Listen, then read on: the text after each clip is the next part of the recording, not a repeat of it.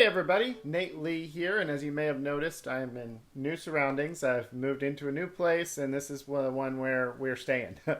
So it's going to take a while to get this room set up again. I've only got one light and a window set up right now, so feeling a little bit in the dark. But I'm not going to keep you in the dark about today's topic. And today's topic is, should you stand when you practice? And if you're just looking for a quick answer and you don't want to know why, then yeah, you should stand when you practice, at least part of the time.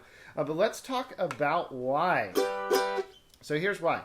If you are somebody who's going to play in a band, or you do play in a band, or you are going to perform anywhere, or if you like to jam with other people, chances are good you're going to be spending a lot of that time standing up. Now, a lot of jams do sit down, and once in a while you'll see performers sitting down, but it's pretty rare in performances. And even in jams, depending on the venue, you're going to see people standing a lot. So if you're going to festivals or parking lot jams, those types of things, usually it's a lot of people standing. And this can be a rude awakening for players because we all like to sit down. Most people do anyway when we play, because it's really easy to hold the instrument. You can put a leg there to hold it, and it just... Oh, there went my headphones.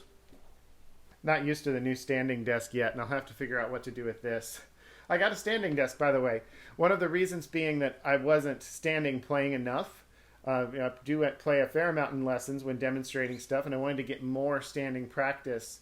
So it's one of the reasons for the standing desk. It's something you could consider as well. I teach private lessons all day, several days a week too, and so it's nice to mix it up a little bit that way as well. On that note, if you want to get better at the fiddle or mandolin, drop me a line. You can sign up down below and take a private live online lesson, and I'll help you with whatever it is you need help with.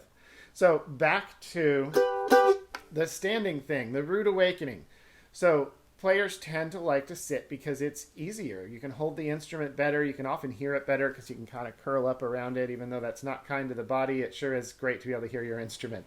But then pickers go to the jam, or they go to perform, and they have to stand, and they realize they can't play. If that sounds familiar, I've got the fix for you.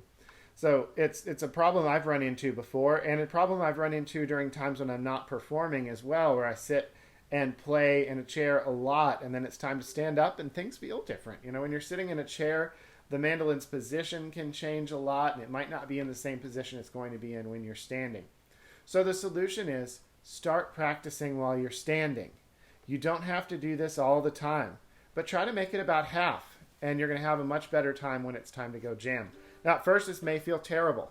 So what you need to do is make sure your strap works. And your goal is to put the strap as close as possible to the place it would be when you're sitting. Or start playing with your mandolin as close as possible to the position that you would have it when you're standing. So when you sit or when you stand, adjust one of those things to make sure it's the same as possible all the time. Because you don't want to be practicing with the mandolin in one position and then you go to a different situation and now the mandolin's in a different place. That's going to make it a lot harder to play. So just start standing some of the time when you practice.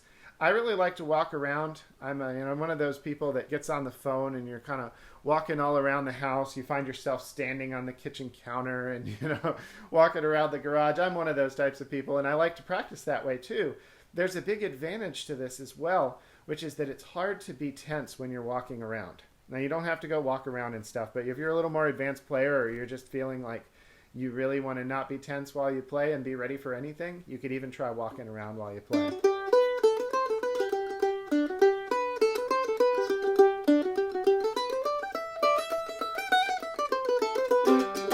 But first things first, if you're not used to standing, just stand. Get your strap in a good place that works. I have a video on my strap setup too on this Play 𝐁𝐴𝐴 YouTube channel and on Facebook, so check that out. Get a good setup going, and then just play the simplest thing you can think of. Downstrokes on an open string.